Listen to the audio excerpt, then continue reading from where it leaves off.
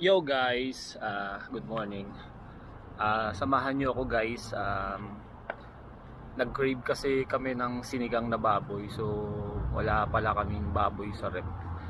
Kasi ah, nag-stop muna kami magkarne. Puro kami isda. So nag-crave kami ng baboy. So magluluto ako ngayon ng sinigang. Ipapakita ko rin sa inyo guys kung magkano yung magagastos ko para sa ulam namin ngayong tanghali hanggang gabi. So ganoon naman tayo pag ako nagluto sa Pilipinas. Pag nagluto ako sa tanghali kasama na yung gabi. So balak ko sana dito tayo pumunta guys.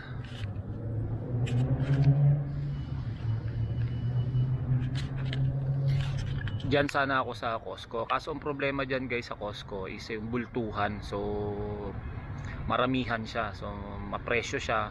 Pero ang kagandahan kasi diyan, pang matagalan. So ngayon kasing bibiling ko pang ulam lang talaga. So ayun, kung nakita nyo, dala ko yung scooter ko.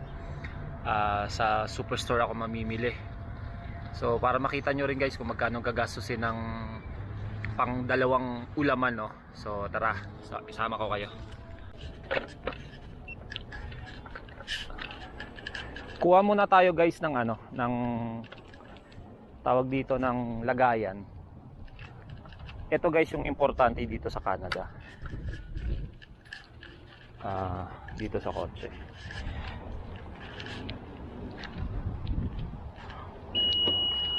Pag mamimili kayo guys dito sa Canada, importante itong mga bag na to. Yan, kung nakita nyo. So kailangan ko to para hindi na ako gumastos sa pagbili nito sa superstore, kasi ibabayaran mo pa yan guys cents din. So malaki din yun. So guys, tara na. Papunta na tayong superstore. Ito yung Canada version guys ng pamalengke, no? So kung nakikita nyo guys, malapit lang talaga yung superstore. Ayan lang siya. Pwedeng lakarin, pero since matagal ko nang hindi na papatakbo tong scooter ko, so nag scooter na lang ako.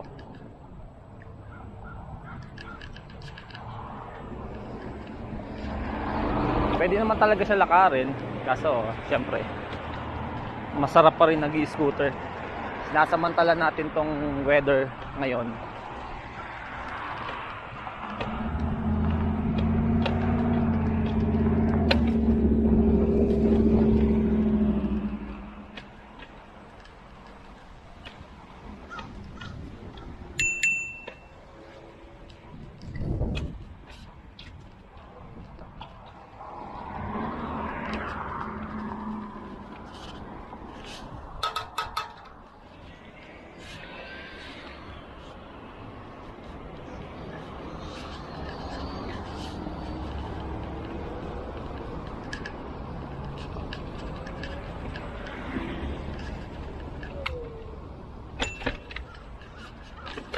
Wow.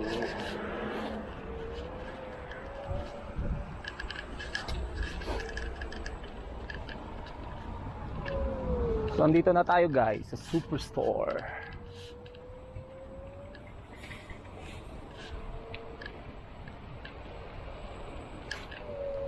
Actually malayo yung inikutan ko guys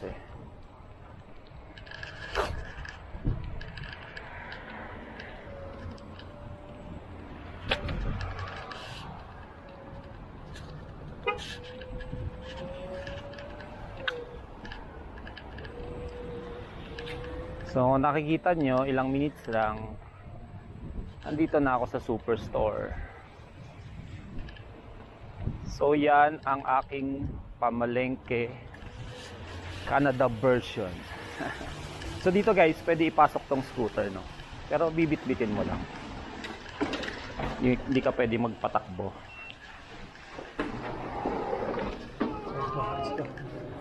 So doon tayo sa may baboy. Pork sinigang yung lulutuin natin guys. Unahin muna natin yung ano.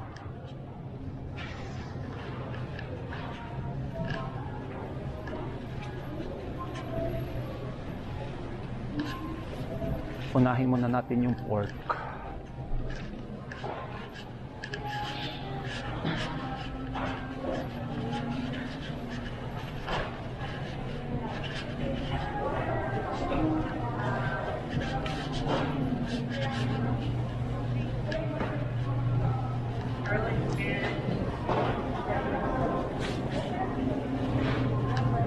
Oo!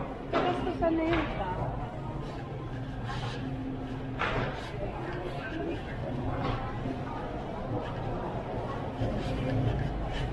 Dito guys, dapat maaga ka rin mamalengke kasi nagkakaubusan din. Tsaka dito guys, nagsisale yung mga meat. Madalas nagsisale.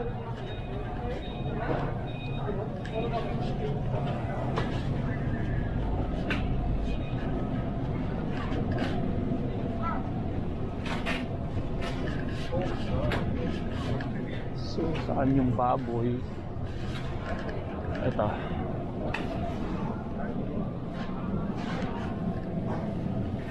So, ano kayang bibili natin guys?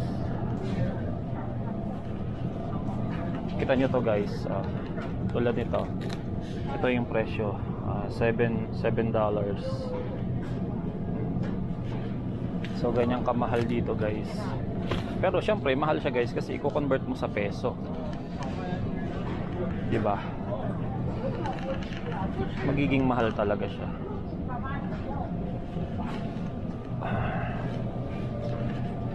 Pero wala naman kasing mura ngayon guys, 'di ba? Kaya maghanap tayo ng pangsinigang. Kaya ribs. Ito masarap yung sinigang to guys, yung ribs. O nakita nyo guys, 19. Tapos may tax pa yan, so magiging $20 yan or 21. Ganyan dito guys. Ito ang kagandahan pag ano, pag malapit ka sa ganito, sa lahat. Kumbaga, kung gusto mong magluto, trip mo magluto, so makakabili ka ng patingi-tingi. Pero mas makakatipid ka sa ano, sa Costco kumbaga, kasi nga madaramihan dun eh. So dito guys, sibuyas yan, magiging $3, ano yan, mahigit yan. So ganito ang kinukuha ko guys, kasi minsan pag konti lang sibuyas kailangan mo, so gusto ko may mga maliliit, kasi minsan sobra yung sibuyas eh. So okay na to, sibuyas tsaka kamatis.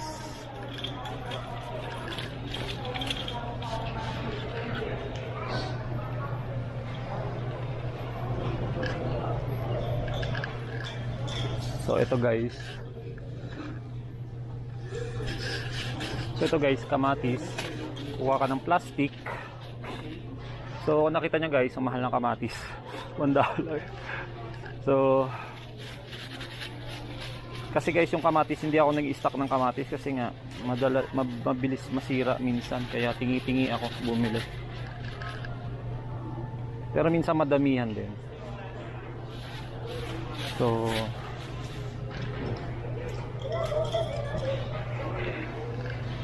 3 piraso kamatis, kasi yun lang naman ang gulay namin guys. Tsaka ito guys, ito ang maganda sa sinigang. Sa sinigang guys, ang ginagamit dito, wala kasing kangkong dito eh. So ang ginagamit namin dito is yung spinach. So hanapin natin yung spinach guys. So hindi na ako naglalagay guys ng ibang gulay, kasi ako lang naman kumakain ng gulay, yung talong, yung ano pa ba yun, yung parang singkamas, ano tawag doon? Sorry.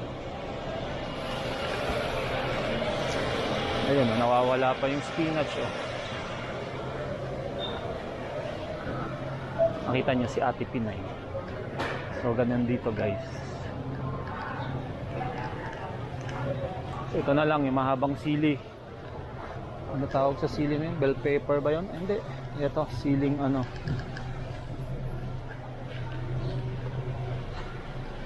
Ito.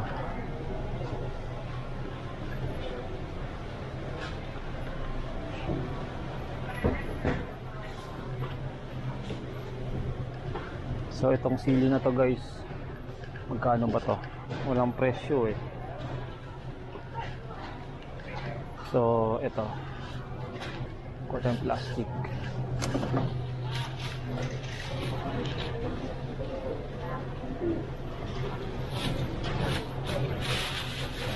So yan, lalagay natin sa bag.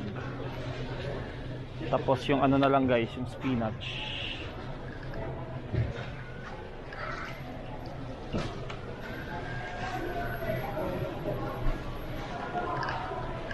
Ang problema natin, wala tayong spinach.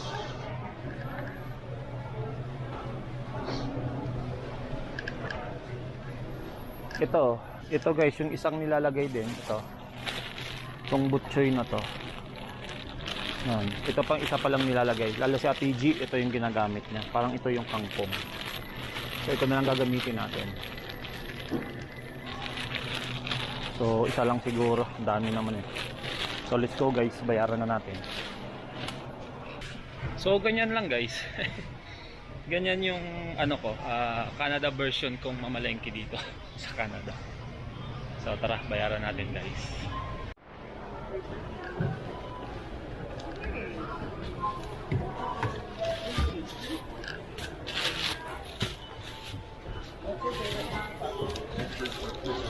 So guys, hindi na ako bumili ng nung sinigang powder kasi meron kami doon stock, sinigang na yung Knorr. So hindi na ako kumuha.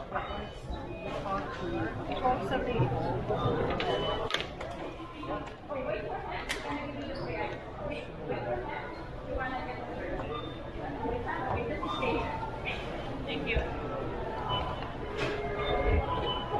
The glasses almost like mine. They're red. Yeah. Hey, have a good day. Hi, how are you? Good. How are you? I'm good. Oh, that looks like fun. Yeah, Yeah. I have a electric scooter. Yeah, it's just. How far do you go with yours? Like, how many blocks would you go? I'm sorry? How far would you go with that? Around 50 kilometers. 143. No, but you yourself, like, typically, would you go, like, all the way downtown? No. Just Just close by, Yeah. right? Okay, 3316. And that's actually smart, too. yeah, this is action camera because I'm doing vlog. Ah. Yeah. So ganito guys, pag nagbabayad kayo, card ang gagamitin niya. I also thought it was because if you're on there, it's like transportation. No, just to no. make sure you don't. No. But it's connect in my cell phone. This scooter, I can connect to my cell phone. Yeah, thank you. So guys, kita nyo naman guys, 'di ba? Yung English ko balok-baloktot, 'di ba? So ayan guys yung presyo. Kita nyo? Nakita nyo yung presyo guys. Yan. 33. So convert nyo na lang yan. So guys, ayan yung presyo. Convert nyo na lang kung magkano. So dito tayo daan guys, usually na dinadaanan ko pag naglalakad para medyo malapit.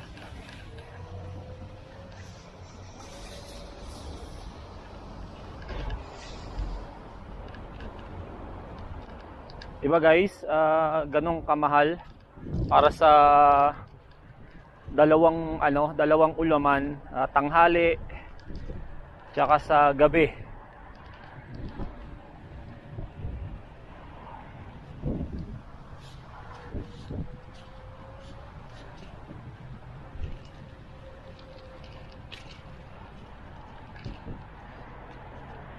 Biruin nyo guys para sa sinigang lang na ribs, magkano? $33. O magkano sa peso yun? Diba? 1,000 pesos. Para ka lang makakain guys ng sinigang.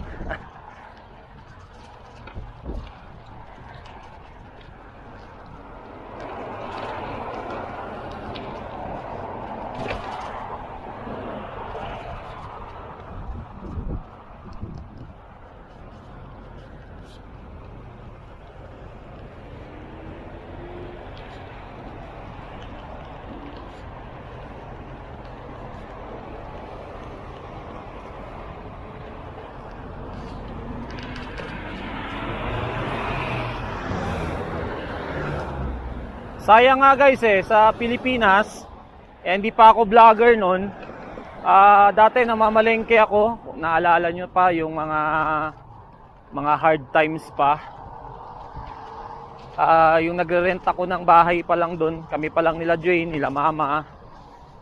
So, yung kapitbahay ko, meron siyang yung bike na parang Japan yung may basket sa harapan. So, para lang makapamalengke ako guys, ang hihiram ako ng bike. So, di ba? Yun yung mga masayang moment, mahirap pero masaya pa rin.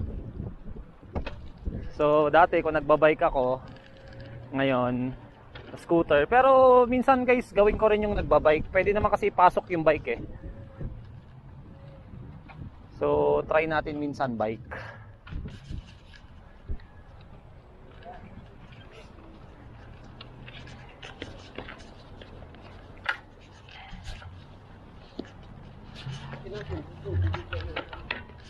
So, nandito na tayo guys sa bahay. Kumaga ilang minutes lang yun guys, diba?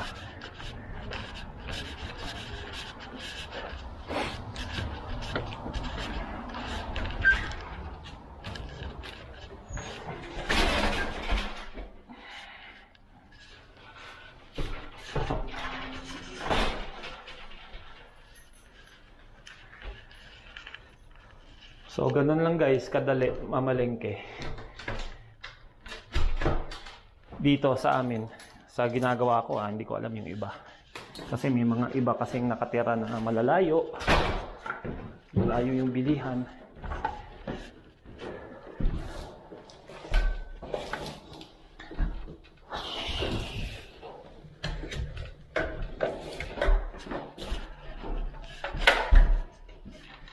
So ako guys, advice ko lang sa mga parating dito, sa mga nagbabalak pumunta, mas maganda talaga malapit kayo sa grocery. Yun talaga. So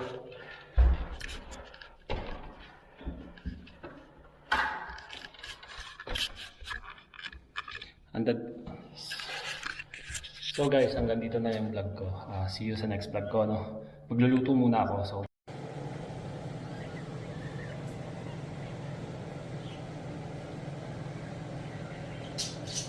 bye bye, peace.